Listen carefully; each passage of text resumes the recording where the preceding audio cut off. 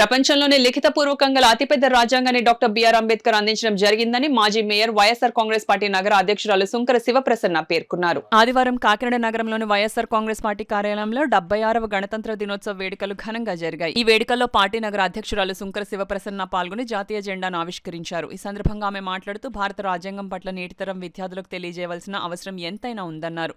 ఈ కార్యక్రమంలో పార్టీ నాయకులు రావూరు వెంకటేశ్వరరావు, కర్రి చిన్నబాబు, భాష, చిట్నీడి మూర్తి, సంగాని నందం, గద్దెపల్లి దాసు పెద్ద సంఖ్యలో పార్టీ శ్రేణులు పాల్గొన్నారు. ఈ రాజ్యాంగాన్ని మనకి తీసుకురావడం జరిగింది.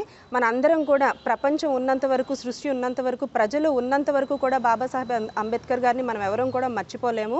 ఎందుకంటే రాజ్యాంగం అన్నది మనకి ఎంత ముఖ్యమో, ఎంత ఇంపార్టెంటో ప్రతి ప్రభుత్వం కానివ్వండి, లేకపోతే ఒక ప్రజా ప్రతినిధులు కానివ్వండి, ఏది అయినా సరే ముందుకి నడవాలి అంటే రాజ్యాంగబద్ధంగానే జరగాలి. అటువంటి రాజ్యాంగాన్ని మనందరం కూడా ఎంతగానో గౌరవించాలని ప్రతి ఒక్కరికి తెలియజేసుకుంటూ, ముఖ్యంగా స్కూల్స్లో పిల్లలకి ఈ కాన్స్టిట్యూషన్ గురించి, దాని యొక్క ఇంపార్టెన్స్ గురించి ఖచ్చితంగా చెప్పాలి అని టీచర్స్కి కానివ్వండి, లేకపోతే ప్రభుత్వానికి కానీ తెలియజేయడం జరుగుతుంది.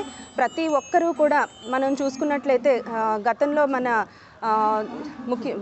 మాజీ ముఖ్యమంత్రి వర్యులు జగన్మోహన్ రెడ్డి గారు బాబాసాహెబ్ అంబేద్కర్ గారి ఆశయాలకు అనుగుణంగా ప్రతి మహిళకు, అదేవిధంగా విద్యకు ఎంతో ప్రాధాన్యత ఇవ్వడమే కాకుండా బీసీ, ఎస్సీ, ఎస్టీ మైనారిటీలకు కూడా ఎంతో ప్రాముఖ్యతను ఇచ్చి ముందుకు నడిపించడం జరిగింది.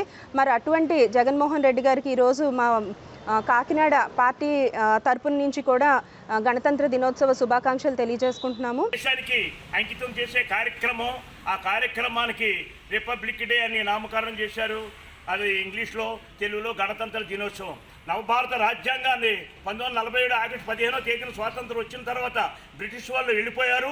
మన భారతీయులు పరిపాలించుకునే స్వేచ్ఛ మనకు వచ్చింది. మనం ఏ విధంగా పరిపాలించాలి, ఎలా పరిపాలించాలి, ఈ యొక్క రాజ్యాంగాన్ని మనం రచించుకోవాలని చెప్పి ఆ రాజ్యాంగానికి ఒక కమిటీ వేసి, ఆ కమిటీకి చైర్మన్గా డాక్టర్ బిఆర్ అంబేద్కర్ గారిని నియమించారు. ఆయన కమిటీతో కూర్చుని ఆయన నాయకత్వంలో భారత రాజ్యాంగం రచింపబడి 1950 జనవరి 26వ తేదీన అది జాతికి అంకితం చేసిన శుభ సందర్భంగా ఆ రోజున రిపబ్లిక్ డే దినోత్సవంగా మన భారతదేశం ప్రకటించింది. కాబట్టి ప్రతి సంవత్సరం జనవరి 26వ తేదీన మన రిపబ్లిక్గా జరుపుకుంటున్నాం.